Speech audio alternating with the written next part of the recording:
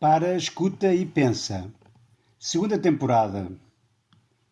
Episódio 2. Tens a certeza de que não és uma personagem do Sims? O determinismo radical. Olá. Bom, antes que perguntes, eu respondo já. Não costumo jogar ao Sims. A minha filha e as minhas sobrinhas é que jogavam. Foi com elas que fiquei a saber umas coisas sobre o assunto. Na Wikipédia, o Sims é apresentado como um jogo eletrónico de simulação de vida. Esta parte interessa-me. Jogo eletrónico de simulação de vida? O que é que isto tem a ver com a filosofia? Tudo. Deixa lá o joystick e ouve. Quem joga Sims pode fazer uma série de escolhas divertidas e interessantes ao criar as personagens. Escolher a cor dos olhos, a altura, a cor e o tipo de cabelo. Pode também escolher traços da personalidade, tímido ou extrovertido, alegre ou melancólico. Até o quarto pode ser escolhido previamente. O sonho de todas as mães. Pode escolher-se o estilo mamã feliz e orgulhosa. Quarto todo arrumadinho, cada coisa no seu lugar, sapatos alinhados, até no cesto a roupa suja está virada e dobrada. Ou então a versão mãe com os cabelos em pé.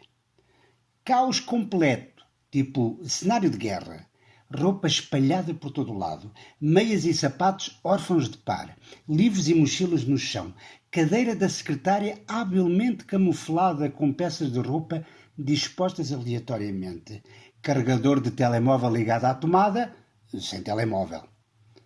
Bom, e que mais pode escolher quem joga Sims? Gostos musicais, estilos de roupa, comidas preferidas, etc, etc. O que te peço agora é que me acompanhes numa experiência mental, um truque que os filósofos utilizam com muita frequência e algum sucesso. Trata-se de imaginarmos uma situação que sabemos não ser real, mas que pode ser muito útil para explicarmos as nossas ideias. Pois bem, a experiência mental que te proponho é o seguinte. Esquece que o Sims é um jogo, ok? Esquece por momentos que todas aquelas personagens foram criadas por ti. Dá um salto para o interior do jogo e tenta imaginar como as diferentes personagens se veem umas às outras. As personagens do Sims pensam, entre aspas, em relação às outras e a si mesmas, que as decisões que tomam são escolhas livres. Mas acontece que lhes escapa um aspecto fundamental.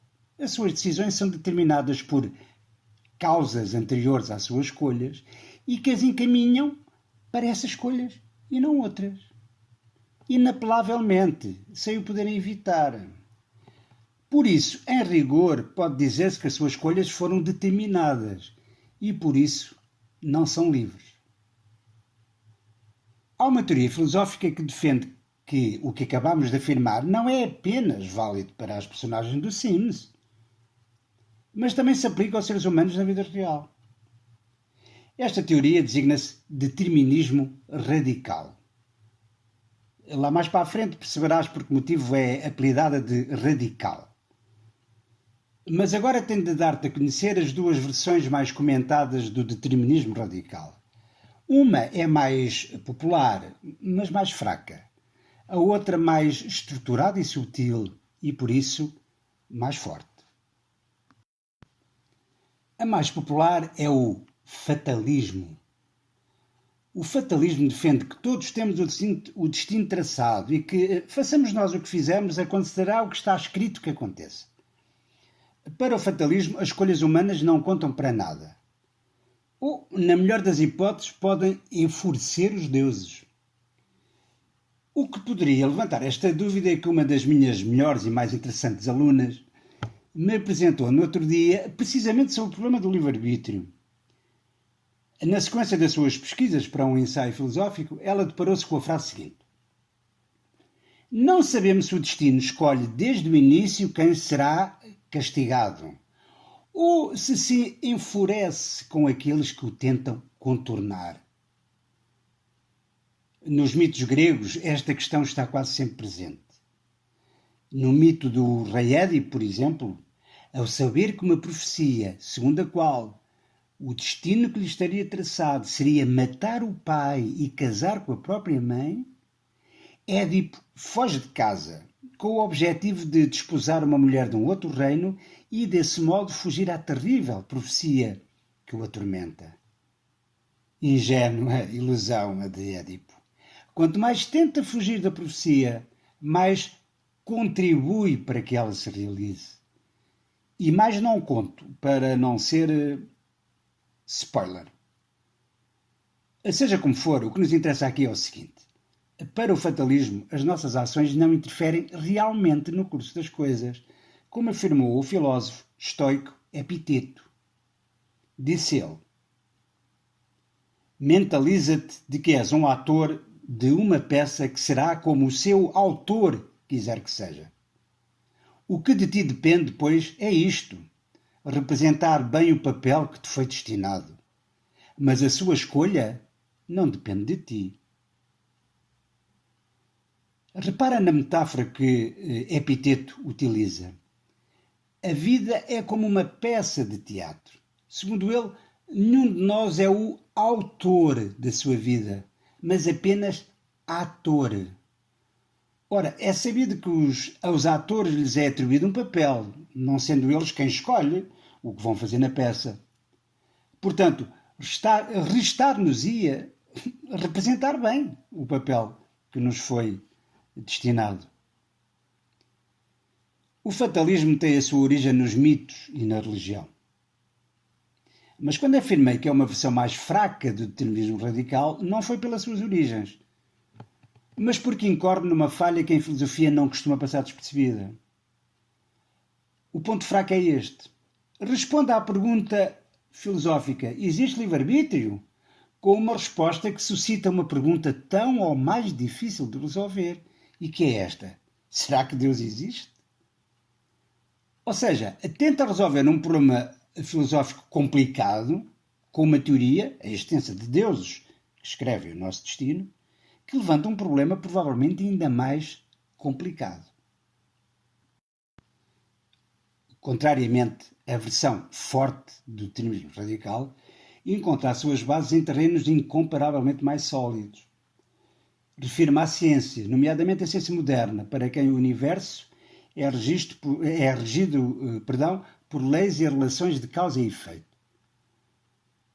Terminemos a distinção entre o fatalismo de inspiração religiosa e o determinismo radical na sua versão científica, regressando ao exemplo do episódio anterior, o acidente sofrido por Daisy.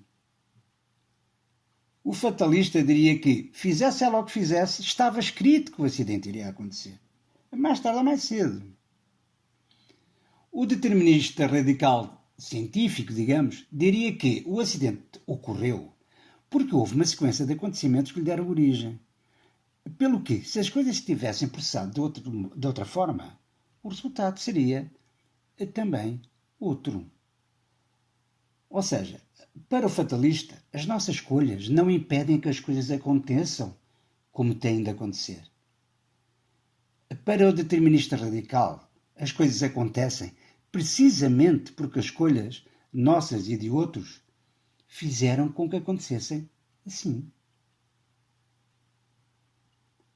É a altura de tu perguntares: professor, mas ao reconhecer que há escolhas, o determinista radical está a contradizer-se. Porque se há escolhas, quer dizer que há livre-arbítrio. É este o óleo filosófico do episódio 2, certo? Errado. Sorry, tens de continuar a procurar. Repara no que te vou dizer, que é mesmo muito importante. O determinista radical não nega que fazemos escolhas.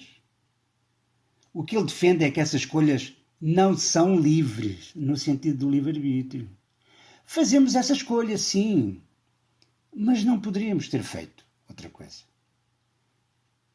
Para o determinista radical, nós somos como a folha que cai no outono ou a água do mar que obedece às marés. Se a folha tivesse consciência, pensaria que cai porque ela quis. Se a água do mar tivesse consciência, pensaria que as marés que todos os dias realiza são escolha sua.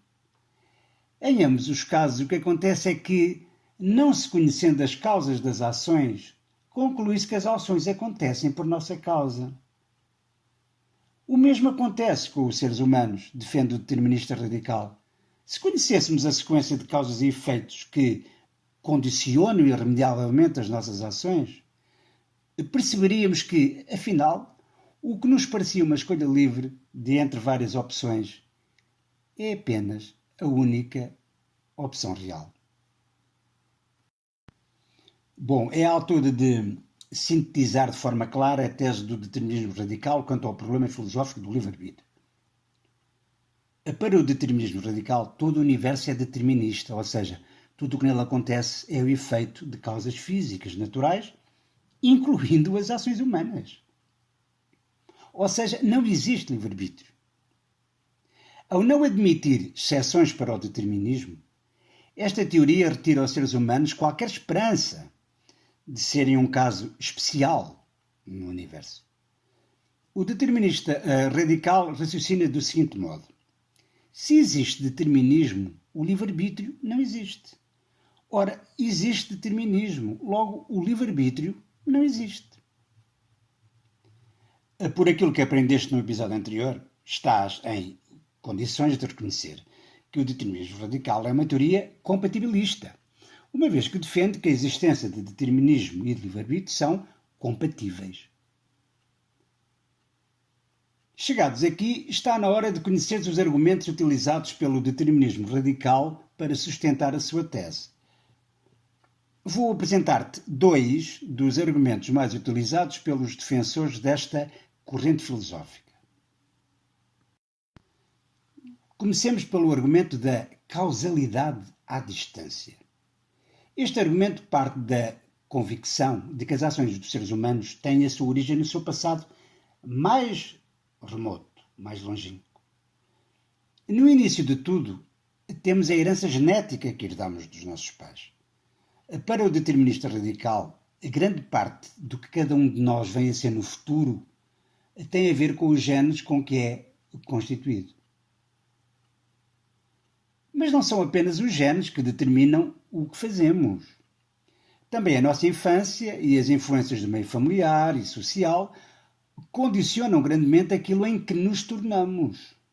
Voltando à analogia com os computadores, podemos dizer que aquilo que somos hoje é fortemente determinado pelo histórico da nossa vida. Este histórico é constituído por tudo o que nos foi acontecendo e tudo o que fomos fazendo no passado. Mas, contrariamente ao que acontece com os computadores, o nosso histórico não pode ser apagado para se começar do zero. Cada um de nós tem uma história pessoal que, a par das nossas características genéticas, fez com que nos tivéssemos tornado na pessoa que somos. Comparando com os personagens do Sims, cujas características foram impostas e não escolhidas, também nós somos personagens da genética, da família e da sociedade. Uma vez que o que determina as nossas ações, genes e influências sociais durante e após a infância, são fatores sobre os quais não temos controle.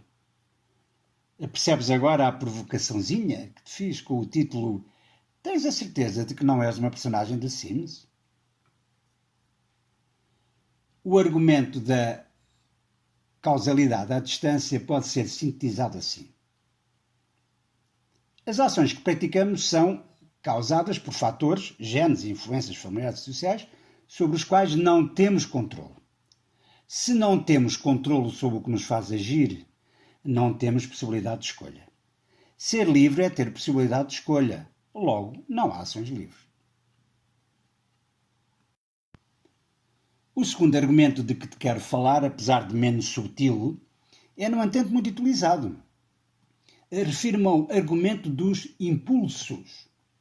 Como o próprio nome indica, pretende-se destacar a importância que os impulsos têm nas nossas ações. Todos nós ouvimos falar de situações em que as pessoas são levadas por impulsos. Isso deve querer dizer que a pessoa não só não controlou esse impulso, como ainda por cima foi controlada por ele. É isto que a expressão foi mais forte do que eu quer habitualmente significar. Ora bem, o argumento dos impulsos pode ser sintetizado assim. Se alguém age determinado por impulsos que não pode controlar, não age livremente.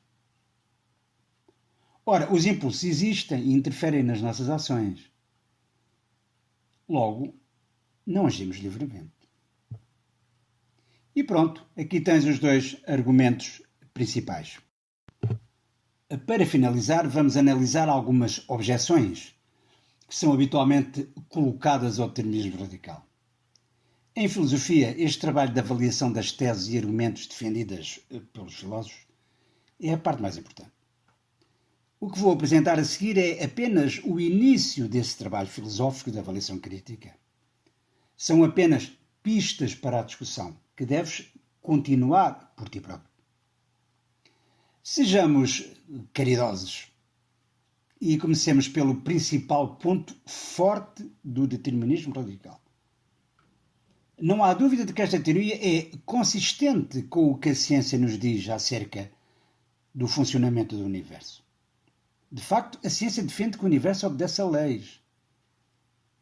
Quem subscreve a tese do determinismo radical não necessita, portanto, de pôr em causa a sua crença na veracidade da ciência.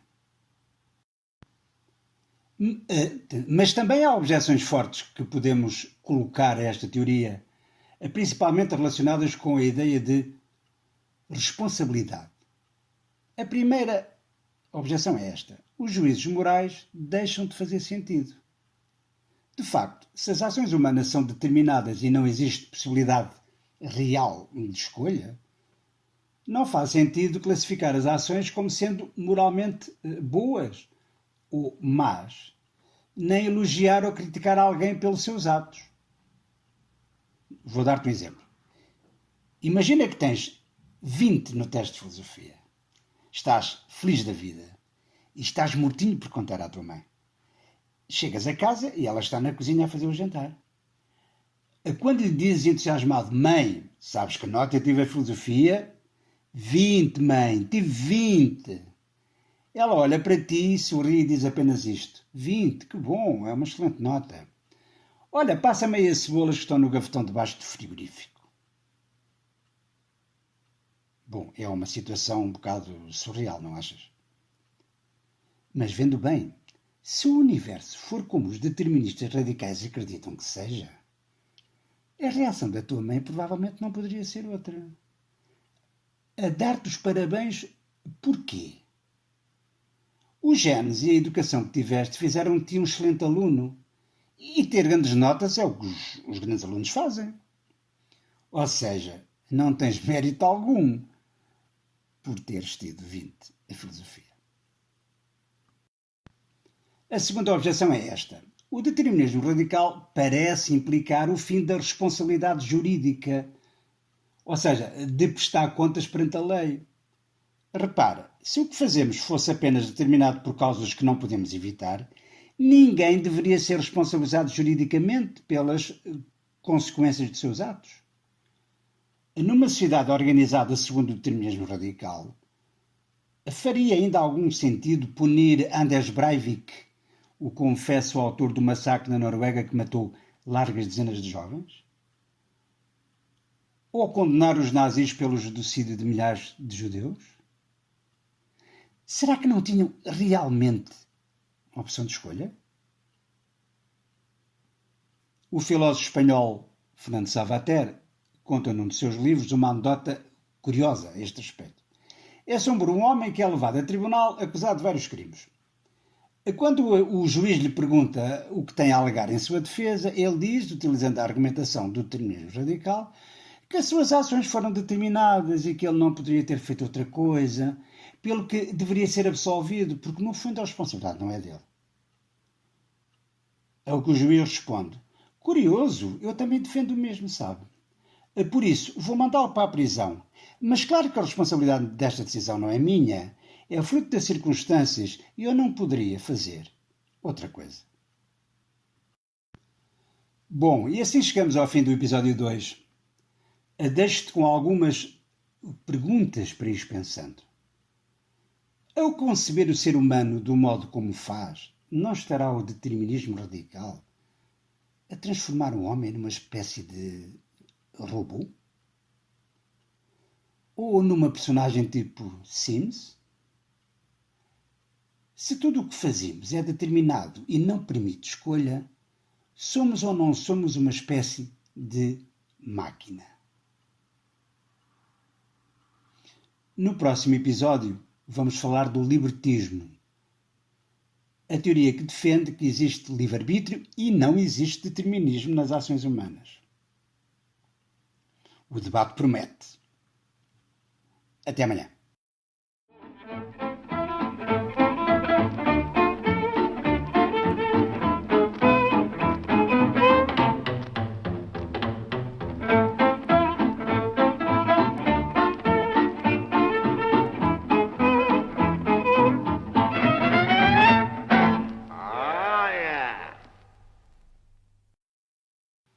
Esclarecimento do óleo filosófico do episódio 1. O óleo filosófico do episódio 1 está nesta frase que aparece logo no início. Eu disse assim: a filosofia começa sempre com um problema e mais tarde ou mais cedo encontra sempre solução para eles. Esta afirmação é falsa, porque na maior parte dos casos, ou mesmo na totalidade, a filosofia não encontra solução para os problemas filosóficos no sentido de ser a solução definitiva. A filosofia alimenta-se das suas próprias dúvidas e essa busca é provavelmente infinita, porque infinita é a curiosidade humana e a capacidade de pensar sobre as coisas.